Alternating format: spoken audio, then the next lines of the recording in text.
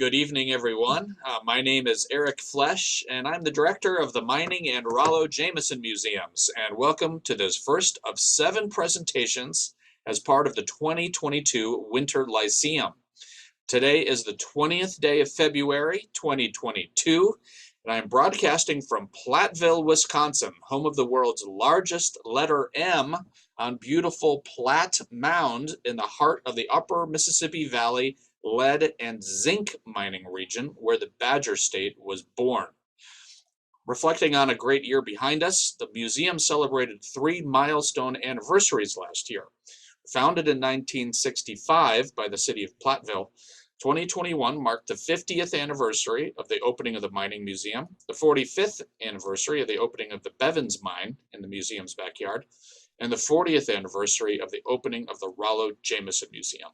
We have many programs and initiatives in store for this special new year that celebrate 13,000 years of human ingenuity, inquiry, enterprise, and development, what might be called the pioneering spirit in the context of our unique driftless area landscape. And I invite you to stay up to date on these many programs. You can make your reservations and support current initiatives with your donations online at www.mining.jameson.museum. So it's my great pleasure to welcome you this evening to enjoy a conversation with Dr. James Wright, titled From Zinc Miner to Dartmouth College President. Joining me this evening is Museum Board member Bill Van Deest to help facilitate this conversation. So I'd like to thank all of you who have registered to participate live today, as well as those who may be watching a recording of this event from our library of virtual programs. I extend a particularly warm welcome to current friends of the Mining and Rollo Jameson Museum members and donors. And of course, I'd like to thank the sponsors whose financial support has made this program possible. A&W Restaurant of Platteville, Edward Jones Financial Advisor Bob Hundhausen, H&R Block, Inspiring Community, and our media sponsor, Voice of the River Valley. And now, before we begin our program, I'd just like to invite all of you to participate in a question and answer session at the end of this evening's presentation. Because we're quite a large group of more than 110 people, and we are doing this via Zoom, just in the interest of time, I'd like to invite you to type out your questions as they come to mind during the talk, and to submit them via the Q&A function at the bottom of your screen. So maybe take a quick moment here to look at the bottom of your screen for that Q&A icon. So it's a little different than a chat function. So at the end, our panel will answer as many of the questions as possible in the order in which they are received. So Bill and I are now pleased to introduce tonight's speaker. James Wright is President Emeritus and Professor of History Emeritus at Dartmouth College. He joined Dartmouth in the History Department in 1969 after having earned his bachelor's degree from the Wisconsin State College and Institute of Technology here in Platteville in 1964, and a PhD in American History from the UW-Madison in 1969. He taught many students in his classes on the American political history and the history of the American West. And from 1998 to 2009, he served as Dartmouth's 16th president. Wright is the author or the editor of 7 books. He has published books on the populist period and on American progressivism, as well as on Western history subjects. Following his service as Dartmouth president, he's returned to his work as a historian, teaching seminars and publishing books that focus on America's wars and those who served. In May 2022, Brandeis University Press will publish his book, War in American Life, Reflections on Those Who Serve and Sacrifice. James and his wife, Susan, live in Hanover, New Hampshire. It is my honor to welcome Dr. James Wright. Well, Erik, thank you. Thank you. And Bill, I'm delighted to join you this evening, and I'm delighted to be joining a program back in a part of the world that I still consider home. I'm just pleased to be here. Well, let's move back to your background. away from the books and back to when you grew up in this area. If you tell us a little bit about where you grew up and in your family and whether your family was involved in mining. Sure. I was born in Wisconsin. Actually, I was born in Madison. My mother had some complications and we had to go up to the University Hospital. But my family is rooted in Benton, Cuba City, and Belmont, Hazel Green area. My mother's family, the Hendrickses and the Rundys, had immigrated from Germany in the Netherlands in the late 19th century. And my father's family, the Murrays and the Wrights. My grandmother Murray's family had immigrated from Ireland before the Civil War, and the Wright family had come to the U.S. from the Midlands, actually before the American Revolution. And they moved across the country and came out to Wisconsin in the 1830s. My grandfather Wright's grandfather, Owen Wright, was one of the early settlers in Belmont and helped develop the village and the territorial capital there in the 1830s. I grew up in Galena. My family had moved there in 1942. I was 3 years old. My dad got a job at the Savannah Ordnance Depot, the proving grounds, which was building up during World War II. And in 1944, my dad was drafted. My mother was working at the Burgess Battery Factory in Galena.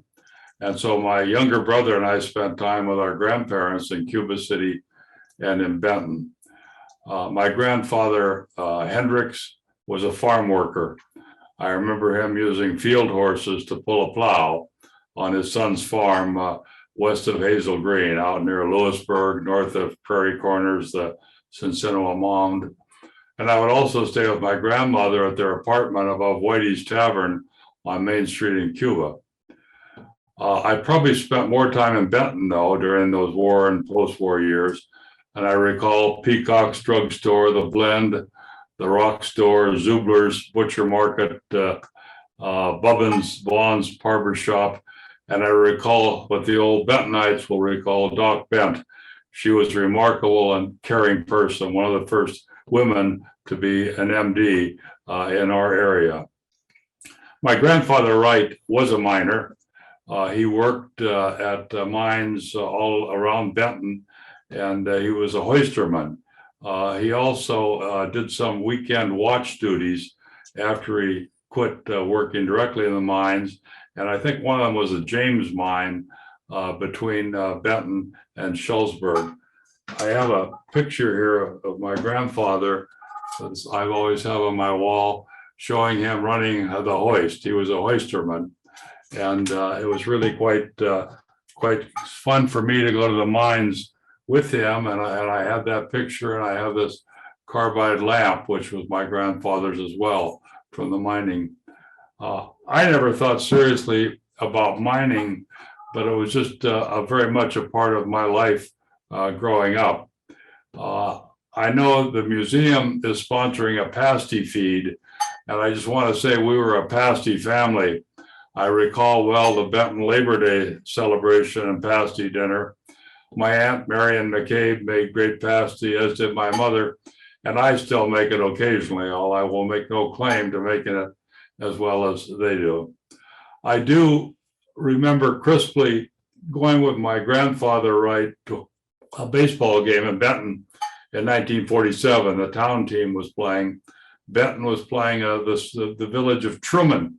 And the Benton pitcher, Richard McCrae, threw the ball and just followed it forward. I still remember quite vividly seeing that. He fell on his face and he was dead by the time he hit the ground. Richard was a miner, and I don't know if there's ever a formal autopsy or not, but people said it was because he worked in the Chile mines and then was struggling on this hot summer day. And believe me, that image of Richard falling down dead is something that'll stay with me forever. So how did you end up in the Marines? We can go from Benton to growing up in Galena. It's interesting, and I think that anyone of my age, octogenarians, will remember the time and place. In the 1950s, there was in Galena, and I think throughout this area, a sense that most young boys would, as we call it, go into the service. It was just part of that post-World War II generation. For most of us, going on to college was not something we considered doing. I certainly didn't. My Galena High School graduating class in 1957 had 25 boys in it. It was a class of 60, the largest yet in Galena history. 12 of those 25 boys enlisted in the service that summer after graduation. And the 5 of us who went in the Marine Corps were greater in number than the number of boys who went directly to college. Galena had a strong Marine Corps culture at the time. I recall in 1953, 11 young Galenians, most of the members of the class of 1953, had enlisted in the Marines. I think that we all had read Leon Uris's book, Battle Cry, and we watched John Wayne and the Sands of Iwo Jima. I was just an indifferent high school student, to be honest. And I thought at age 17, I would enlist. I would spend 3 years in the Marines, and then I'd come back home and go to work for Kraft Foods or John Deere in Dubuque, or maybe in the mines. But it was just sort of the next step in my life at that time. Where did you get posted abroad in the Marines? Yeah, I did boot camp in San Diego, a Marine Corps recruit depot there. And I would say within a couple of hours at boot camp, I just wondered what it was I thought I was doing. Boot camp was a physically demanding, emotional, stressful experience. But by the time I marched off the parade field as a graduate of boot camp to go to a bus on Camp Pendleton for infantry training, then I thought I was a Marine. And my 3 years in the Marine Corps, I was stationed at places like Jacksonville, Florida, and Biloxi, Mississippi, Treasure Island at San Francisco, and Atsugi, Japan. My main duty assignment was with the 1st Marine Brigade at Kaneohe Bay in Hawaii. When I first went there, was posted there in 1958, it was still the territory of Hawaii. So this Galena kid saw a lot of the world in those 3 years. And by the time I was discharged, I was only 20 years old then. I decided that maybe I would try this college thing. Then you picked Platteville to attend for college. Did you have to pay out-of-state tuition? I did. I sure did. I think it was nearly $200, which was quite a semester, which was quite a chunk. I've been very aware, certainly, of Platteville growing up in Galena. No one in my family had a college degree, but they had tried. My father went to Platteville actually for a semester, or maybe part of a semester, early in the Depression. And I had 2 aunts, 2 of his sisters, who had received a certification to teach in rural schoolhouses in the 1920s. After the war, 2 war veterans who married my mother's younger sisters, Delbert Guler and John Martin, and they graduated from Platteville as well. But my good high school friend Dick Almond and I enrolled in Platteville in the fall of 1960. We have been in different units, but adjacent barracks in Hawaii for 2 years. And we commuted at first from Galena to Platteville every day. And our sophomore year, we tried living in Platteville, and that didn't work out too well. We rented a cottage that didn't have running water.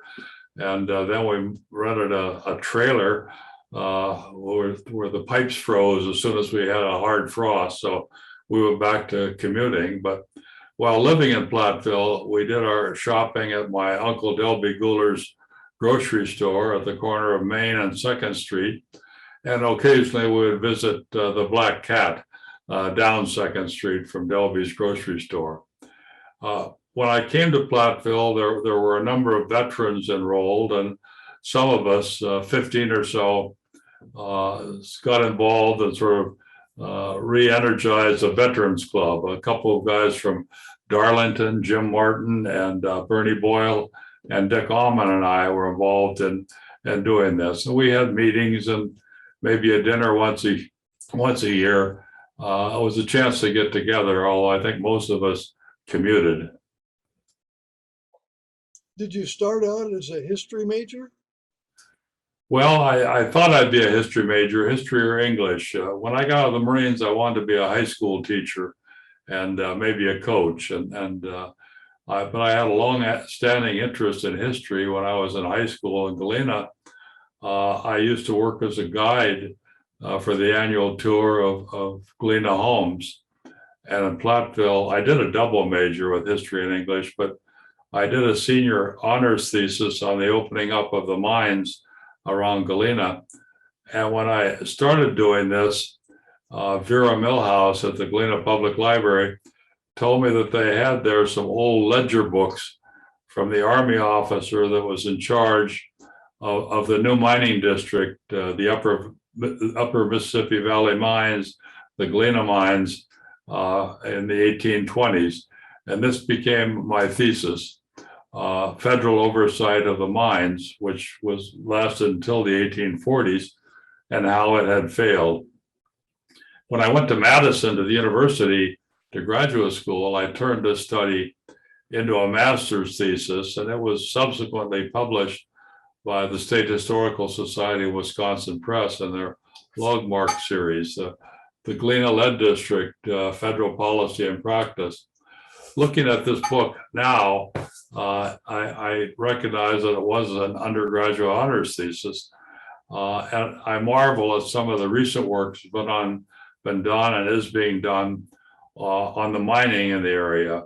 I know you're having a program, maybe it's next week, Erik, on the Blacks, including slaves and Native Americans who worked in these mines. And I think that's a terribly important dimension of that history for us to learn. But my focus was on secondary education.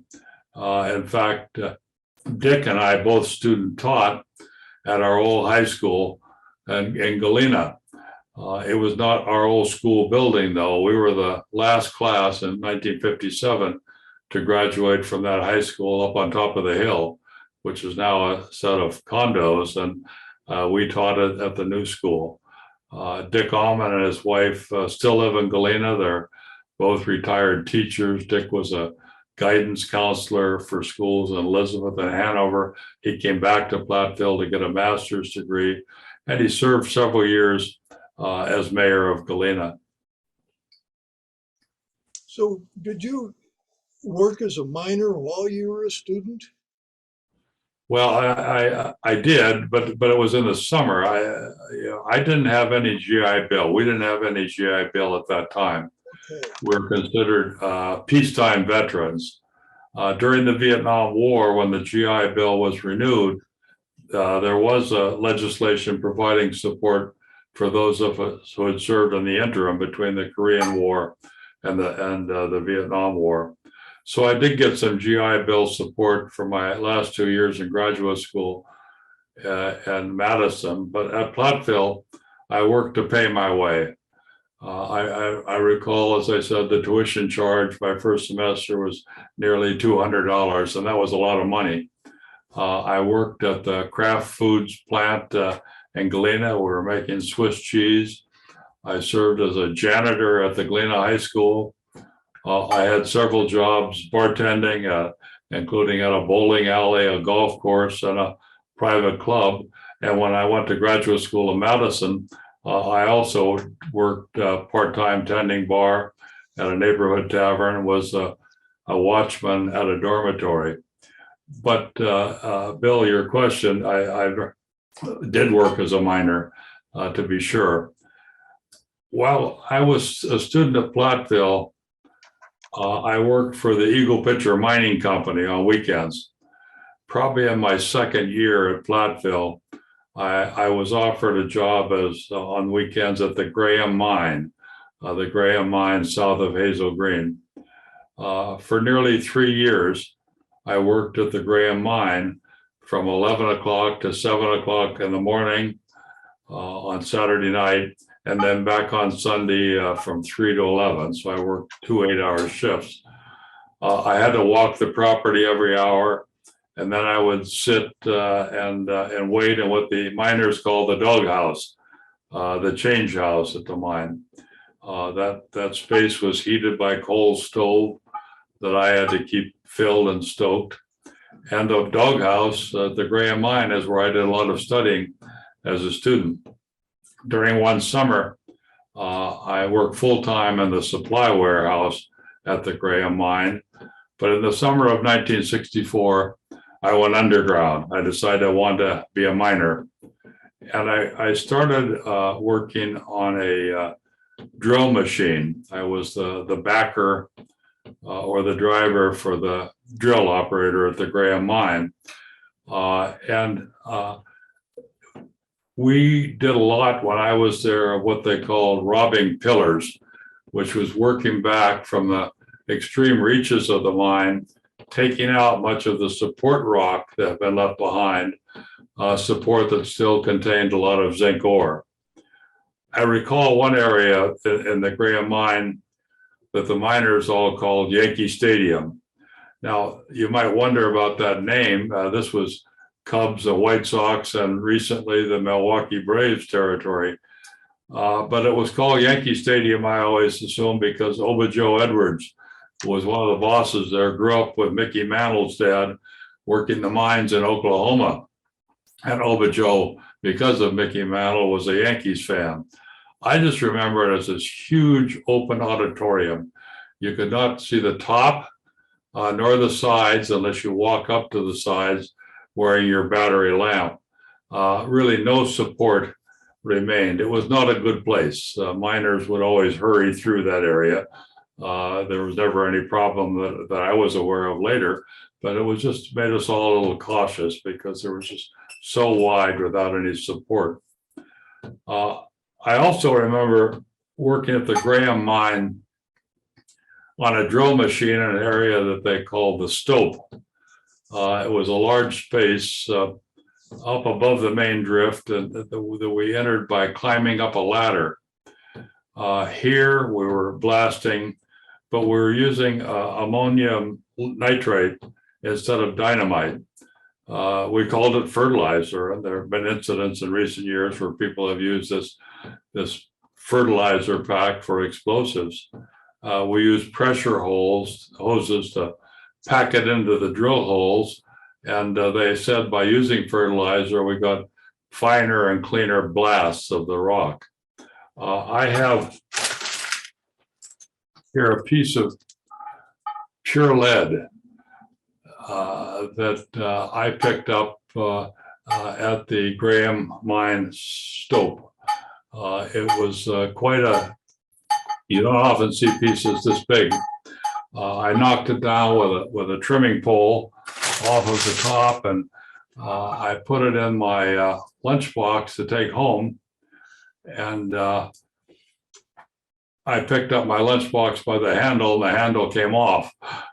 This piece of lead was too heavy, so I had to tuck it under my arm, and I've kept it on my desk ever since. I don't pick it up regularly, but it's there to remind me of this stope in the Graham mine. After a couple of weeks working at the Graham mine, though, in 1964, the mine boss came to me to ask if I would like to work up at the Birkett mine as a powderman. I said, a powderman working with dynamite? I don't know anything about dynamite. And he said, well, you are a Marine. And I said, I don't care. I've never handled a stick of dynamite in my life.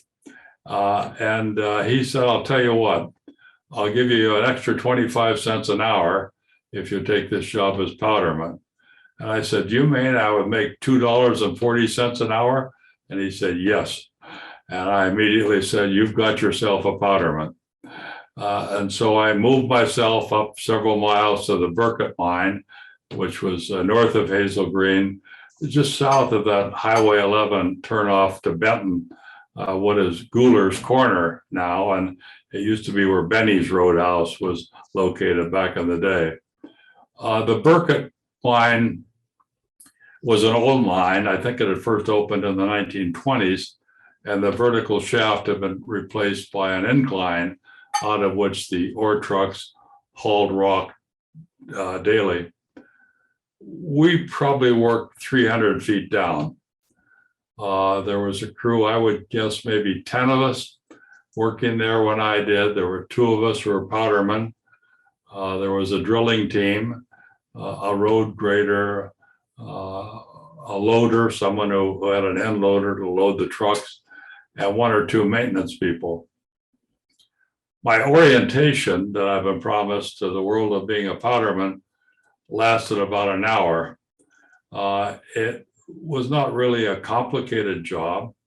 We would pick up a stick of dynamite, and I have my powder knife here, which was made for me by someone in the machine shop. It's just a little piece of steel that's sharpened and electric tape that's now nearly 60 years old wrapped around it.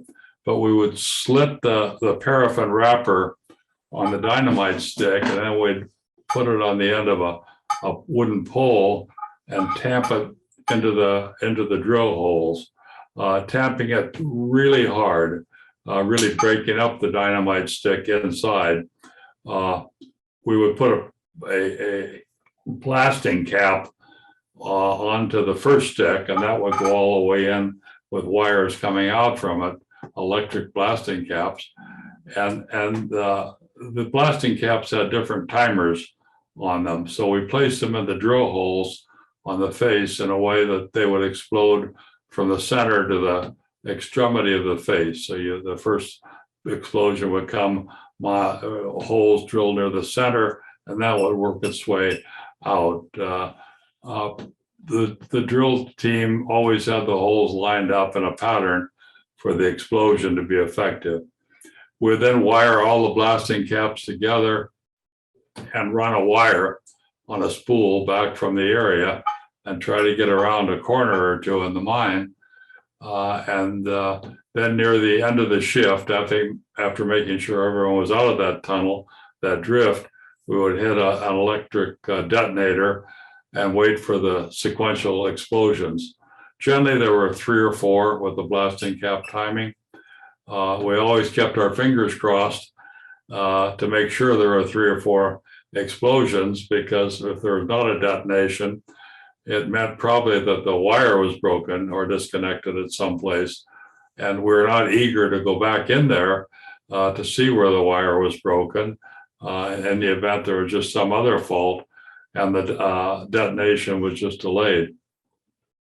It was quite a cultural and learning experience for me working in the mines. Most of the miners that I worked with were probably 20 years older, World War II veterans. I think that probably most of them had spent their lives working in the mines.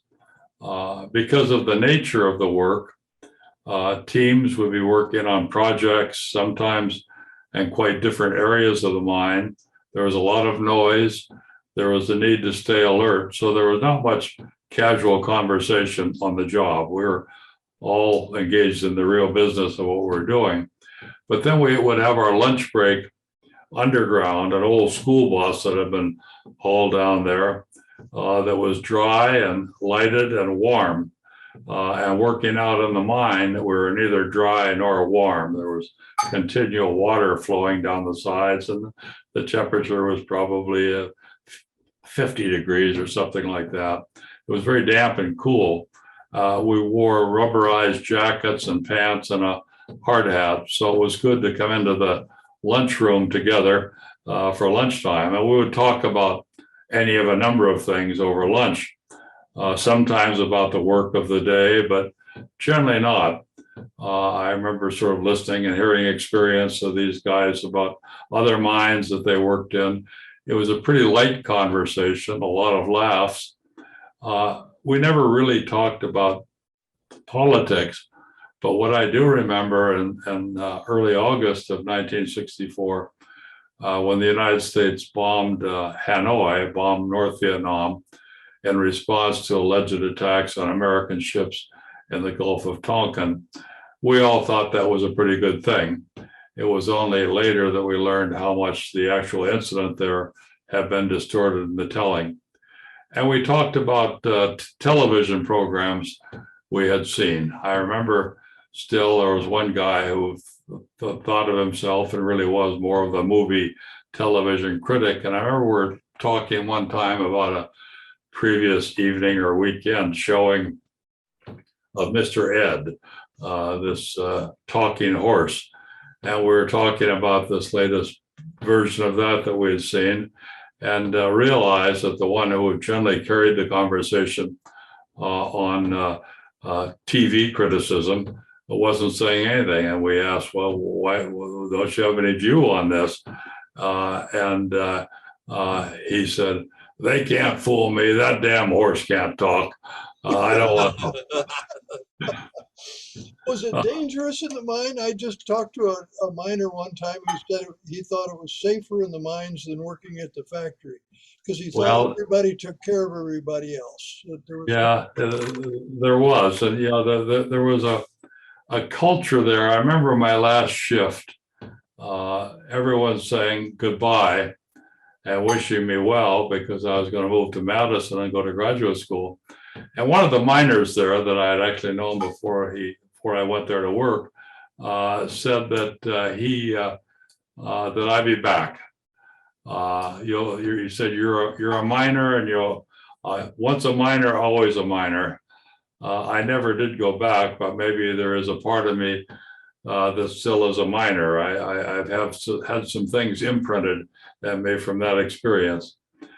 I don't know, Bill, that we've thought a lot about the danger. Obviously, if you look at the working conditions, it was dangerous. We didn't talk a lot about that. We were careful, but you can't really work efficiently if you're overly cautious and too nervous. So we all dealt with it.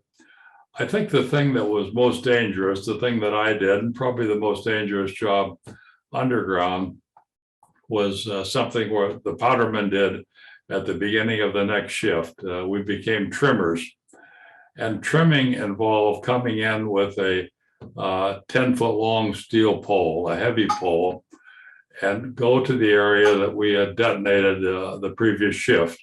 And going back there, it would have had 16 hours to settle down and the rocks to fall, but we'd go back and we'd look around, and our job was to make sure that the area was safe for the loader to come in and start picking up the ore and taking it out on the trucks. And so you'd poke with a stick where you'd see poke with this rod where you'd see loose rock, but very quickly, sometimes that loose rock could fall and other things would fall with it. It was dangerous looking around, making sure that no other parts of the roof would fall if you hit that rock. And we had to work carefully as a team, keep an eye on the roof and the sidewalls because you never knew what was happening.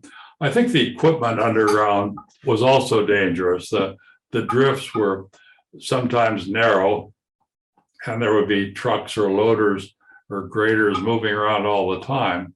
And I was always conscious of the heavy fumes from diesel fuel. I'm sure this was not good for the people who spent years underground. We were careful with the dynamite, obviously. All the dynamite needs some sort of a spark or detonation to set it off. I remember seeing a truck back over a box of dynamite and it crushed the dynamite, but there was certainly no explosion. I remember one day at the Birkett mine, the shift boss came running up and he had a little wooden basket with a handle on it. And he said, put your blasting caps in this. And he picked up the pail we had them in and threw it in the back of the truck. And within 5 minutes, somebody came by, and it turned out he was a federal mine inspector. He looked around and maybe made a comment or two or a question, but then he left. And after he left, the boss came back with our bucket and retrieved the wooden box. And we asked what was going on. And he said that it was illegal to use metal buckets there because you could have a spark that would set off one of the blasting caps. There could be some friction. He said, but these damn wooden boxes break all the time. We think it's better to use metal buckets. They'll last longer.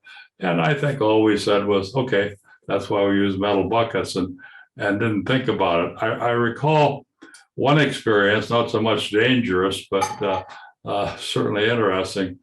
We blasted an older area that had been mined in the 1920s in the Birkett. Basically, we were robbing pillars and making our way out. And we came back in the next day to trim. There was a very pungent odor in that whole area. It turned out we just detonated an area where the old mule barn had been, where mules have been kept in the 1920s to haul wagons filled with ore.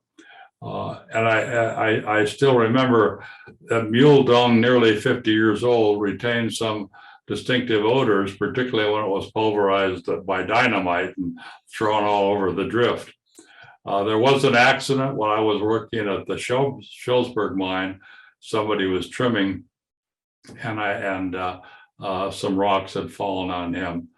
I remember my dad was quite upset at that time because he never did want me to go in the mines. He didn't. He became a bartender during the Depression. But it's true that although he never worked in the mines all his life, when my dad would be going back to work, he'd say, I'm going back to the mines. I guess it was just saying he picked up growing up in Benton. And I remember well what we call the powder headaches. These could be terribly debilitating. Sometimes I get home after a shift, I would just have to lie down on the floor because of the pain. It's slitting those dynamite sticks and the nitrate in the powder in there. If you're breathing it really is pretty nasty stuff. Well, the pay was pretty good compared to a lot of the factories, I'm told. $2.40 an hour wasn't bad then. Okay. So then we go on, you last day of the mine, and you go off to graduate school. And was graduate school a letdown, or was it pretty exciting after Platteville? Well, I was in Madison in graduate school from 1964 to 69, and that was an interesting time to be in Madison at sort of the height of the 60s. I had decided that I wanted to go to graduate school, and I had some I was a better student once I applied myself than I'd ever been in high school, where I never applied myself. And I was encouraged to go to graduate school by faculty that really meant a lot to me. Platteville was just expanding the school then. So there were a lot of young faculty in, and Tom Lundeen and Roger Daniels, Richard Pete Gamble was department chair, Frank Pross and Marjorie Huguenin in the English department. All of them encouraged me to go on to graduate school. And I also was encouraged by Milton Longhorn, who was the vice president for academic affairs, I think. And he was from Benton, so he wanted me to go on. I got a Dartmouth Danforth Fellowship, and I moved up the road to Madison, where I studied with Alan Bogue, who was a remarkable scholar, a mentor. He certainly did a lot for me. I came to New Hampshire in the fall of '68 for a job interview. It was my first time in New England, and I was hired, and I started here at Dartmouth in the fall of 1969 as an assistant professor. And it was just a wonderful environment for me then. I had great colleagues in the department. I was encouraged, as expected, to be both a scholar and a teacher, and I learned so much from my colleagues and my students over the last 53 years. But I also started serving on committees, and in 1989, I was appointed Dean of the Faculty at Dartmouth. That really set me on an administrative track. And in 1995, I was acting president when our president then was on leave. And in 1998, the Dartmouth Board of Trustees elected me as the 16th president of Dartmouth College. I valued immensely the time I served from 98 to 2009. I've sometimes pointed out that I'm the only Marine who's ever served as president of an Ivy League school. And I can assure you, I'm the only minor that's ever served as president of an Ivy League school, and the only powderman who's ever served as president of an Ivy League school. So you got involved with working with veterans. When did that start, and what have you done? Basically, can you give us a short summary on that? Sure. It's really been an important part of my activity for the last 18 years or so. I can't say I was very active at all in veterans work before that, but in 2004, during the Battle of Fallujah, I was very touched by the street fighting Marines were engaged in there, and I realized these were young kids the age I was when I was the Marines, and they're young like the students we have at Dartmouth. And so I talked to a friend who was a retired Marine and said, I'd like to help out in some way. And he said, why don't you go visit the hospital? So in the summer of 2005, I went down to Bethesda Naval Hospital, and a month or so later went to Walter Reed. And I just started going bed to bed in these hospitals, probably over 30 times in the next 10 years. And I always would just ask these young men and women what happened to them, and I would encourage them to go to school. I recognized early on there was a need for a counseling program, so I worked with the American Council on Education to establish it. I raised the money to support it, and the original counselor that we hired in 2006 is still working with veterans at Walter Reed. I also recognized the need to encourage all veterans to return to school, but the financial support really was not adequate early in the post 9/11 wars. And I worked with two former Marines, actually, Senators Jim Webb and John Warner of Virginia, on the post 9/11 GI Bill.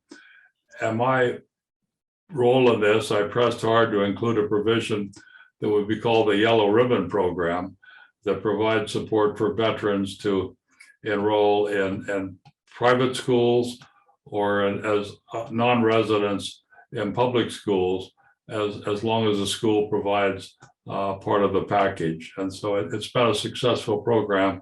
I've been very pleased with this. Wow. Right now you're writing history and you've got a book coming out. I do. Tell us a little bit about that? Sure. When I stepped down as president of Dartmouth in 2009, I knew I wanted to work with veterans, and I served on the board. Still am involved with a couple boards of veterans groups, but I also started doing some public presentations and writing op-eds because I realized there was a need to understand better those who served. In 2012, I published Those Who Have Borne the Battle, A History of America's Wars and Those Who Fought Them. That's really a look at all wars and veterans from the Revolution to Afghanistan. It was well received. But while working on this book, I did a chapter on the Vietnam War, and I realized that this was a generation in a war that we understood the least of any. So I set out to write a book about those who served in Vietnam. The book Enduring Vietnam, An American Generation and Its War was published in 2017. This book, working up, brought me full circle. In 2014, I went to Vietnam. It was the first of 3 trips I made over there. And on that first trip, my interest was to walk the battle areas that I was writing about. I covered a lot of ground from the Delta to the Central Highlands to the Da Nang, Khe Sanh Way. But I went out to the A Shau Valley, which was sort of on the northwestern part of the old South Vietnam, on the border of Laos and not far from North Vietnam. I met in a village, A Louis, with a couple of North Vietnamese veterans of the epic battle nearby at Hamburger Hill. I said, I want to climb the hill, but how about climbing it with me? We did. It was hot and humid and steep. But once we got to the top of that hill, I said I wanted to tell them a story. And I told them a story about Michael Lydon. Michael was from my hometown. I worked for his dad when I worked at the mines. And when I student taught at Galena High School, Michael was my student, one of my students. Michael was killed in May 1969 by a rocket-propelled grenade during the 101st Airborne assault on that hill that the Vietnamese called Dong Ap Bia, and Americans who fought there called it Hamburger Hill.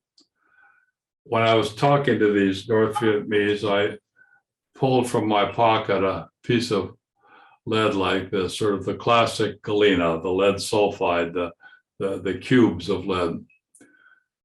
I told them that I'd picked this up in a mine where I worked near Michael's in my hometown of Galena. And I said I brought it with me there and I wanted to bury it. So I dug a little hole and I buried it on the top of Dong Ap Bia of Hamburger Hill. I told these veterans, an American veteran who was also with me, that if Michael Lydon never made it to the top of Hamburger Hill, now a part of his hometown had made it there. And I assured them that this piece of rock, this galena, would last longer than that red clay of the hill. And I am, Bill, you asked about other books, and I am finishing one that'll be out in the spring on war and American life, which is sort of a compilation of some lectures and op-eds I've written, as well as some more personal reflections on war. Wow, thank you. Erik, you want to pick it up from this point on? Yeah, absolutely. So a couple of our attendees have questions. Rebecca Gottlieb asks, do you think that Platteville and Hanover, New Hampshire have any similarities? She is a Dartmouth grad now living in Platteville. Well, I when I came to Hanover, New Hampshire, I did find parts of it like the Midwest. It's hilly around here. We're on the banks of the Connecticut River. It's not quite like the driftless region back home. There's more pine here. But in terms of community, I think there are some real similarities. Let's just say when I came here in 1969, I said I'll come for a couple of years, but I think I'll probably end up coming back to the Midwest. And here I am 53 years later, and I'm going to stick around now.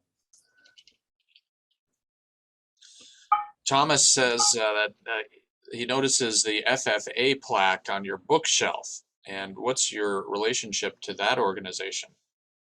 I'm sorry, to what? FFA. Future Farmers of America? Yeah, is he recognizing that correctly? Or I've never been a member of it. Okay. I don't have anything there. Okay. I've got a plaque from Platteville over there. Oh, is that it? Well, we're able to see some of the nice things that you have behind you, some of the tokens and mementos. What plaque do you think we might be seeing over your left shoulder there? I would think that this plaque next to the books with the little ribbon at the top is from Platteville, and an alumni award I received from them. And there's the flag there, the one that I was given by somebody who had flown over one of our American posts in Afghanistan. Okay. Donald Sullivan asks if you could speak a bit about challenges involved with writing history. Well, the challenge is to do your homework and to work hard. And I don't know if it's the Don Sullivan that I met at one time, but Don Sullivan, somebody I interviewed for my book, and he was one that did make it to the top of Hamburger Hill in 1969. I think writing history is terribly important. I think scholarship is important to write an informed history, and I just think that that's why I welcome what you're doing at the museum there, Erik. I think that we're in this together, and I think that you collect at the museum material, artifacts, records from the mining history but you've got more than a warehouse there. You've got an institution that teaches and demonstrates and reminds us of who settled and shaped the Driftless region, the Upper Mississippi Lead District, the Galena mines, and I think this is more than nostalgia. I think that reminding is more than nostalgia. Knowing our history, all of our history, helps us to know ourselves better. Every year when I was president of Dartmouth, I welcomed our incoming students in groups of 20. There were 1,100 students, so there are quite a few groups of 20, but I have them come to my office for matriculation. I'd welcome them individually and speak to them as a group. And oftentimes when I would speak to them there, I would go to my desk and pick up my powder knife, and I would tell them that a little bit of the story of my working as a powderman. But I said that I've kept this on every desk I've had for well over half a century because it reminds me where I came from. And I wanted them always to remember where they came from. And I think that that's what your museum does. That's what historians do. We try to remind people where we came from. It's not always a pleasant story or a good story, but I think it's an important story, and we need to continue to help people understand their history. What we got next? Quick follow-up: is the mining history that you recall a good story, a pleasant story? What kind of story is that? Well, my book, that mining history, really looks at an administrative history of the federal government. When the Upper Mississippi lead mines were opened up in the early 1820s, most of this was still federal territory.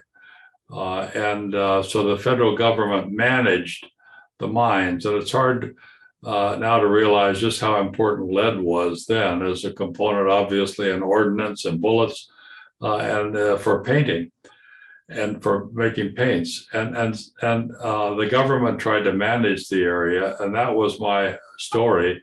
This government army officer who actually was trying to manage the mines, and it wasn't very successful.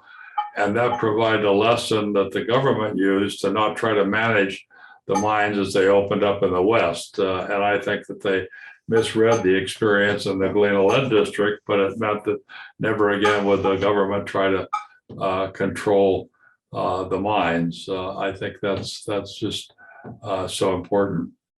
You know, Dennis Cooley has a note here where he asked if you could share the story about the importance of the shark. The importance of the Shark. Yeah, shark. He says when he visited you at Dartmouth, he remembers that beautiful photo of your grandfather and that powder knife, and then he says you had a small shark. I have a small shark. It's in my office in Hanover. And when I was appointed president of Dartmouth in 1998, a friend gave me that, and he said, just remember, those who bleed easily shouldn't hang around shark-infested waters. And it's not a bad lesson for an administrator to have, I think. Right. Good. Okay, Mr. Orlin Edge has a question. Could you comment on some of your math professors at Platteville? Yeah, Tom Ty was one of the math. I only took one math course at Platteville. It was college arithmetic. There's a reason I'm a historian and not a scientist, so I didn't study math. And Orlin has another follow-up question. He wonders if you had Milton Longhorn as a teacher. No, I did not. I do remember Milton Longhorn very much. I mentioned him earlier. He was from Benton, and he knew my father and my aunts and the Wright family from Benton. I think he'd graduated from Platteville, I would say, in the maybe the 20s or 30s. And he had a very senior position. I think he was second only to President Olsvik at what was then Wisconsin State College and Institute of Technology. Andrew Wright asks, what made you choose to focus on Western history and American political history in your time at Dartmouth? And what was your favorite class to teach in your time there? My mentor at the University of Wisconsin was Alan Bogue. Alan Bogue was a Frederick Jackson Turner Professor of History. He was a very distinguished historian of the American West. And that's who I studied with. But I also, he was also one of the people who was starting to do some quantitative history. And I followed that path with him. And my first book, picking up on my dissertation, picking up on my interest, was about the populist movement in Colorado, where they were miners rather than farmers.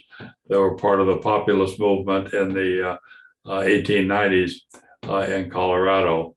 And so I taught both American political history and Western history at Dartmouth. I thoroughly enjoyed teaching both of them, but I really had a lot of students in my Western history class, and I enjoyed that very much. I learned from them a great deal. But after stepping down as president, I sort of moved to a third way and became more involved writing about military history and about veterans who served.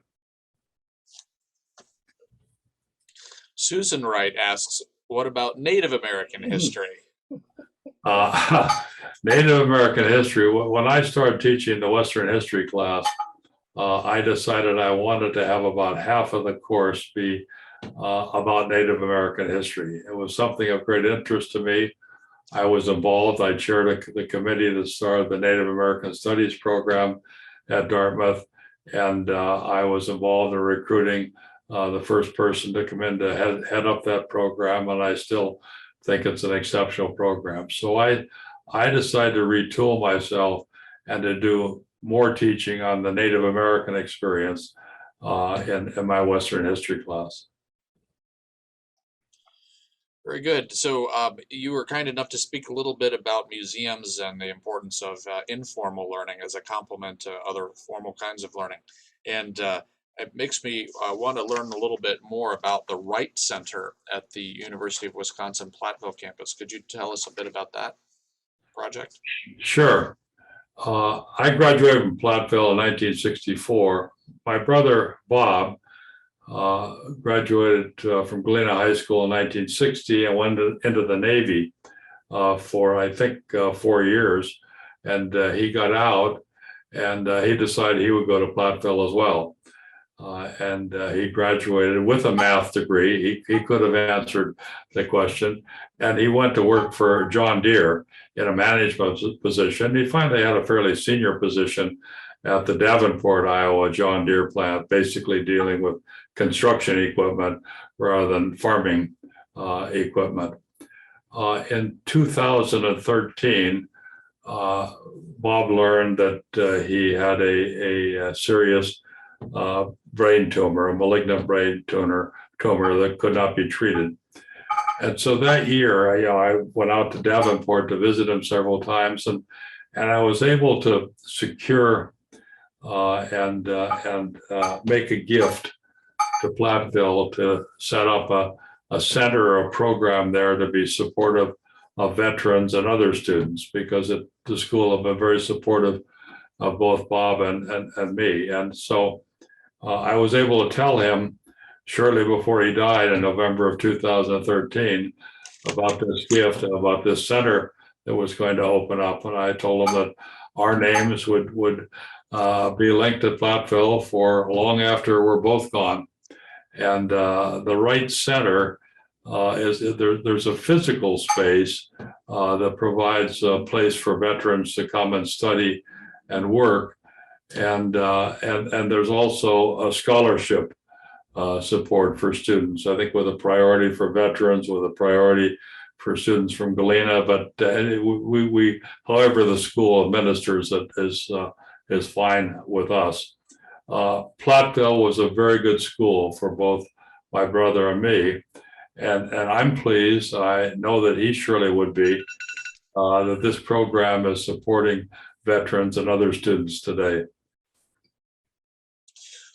So other than your top-notch education from Wisconsin, and other than being an expert in your field, what are some of the intangible or other qualities that can lead a person towards an administrative role such as president of a university?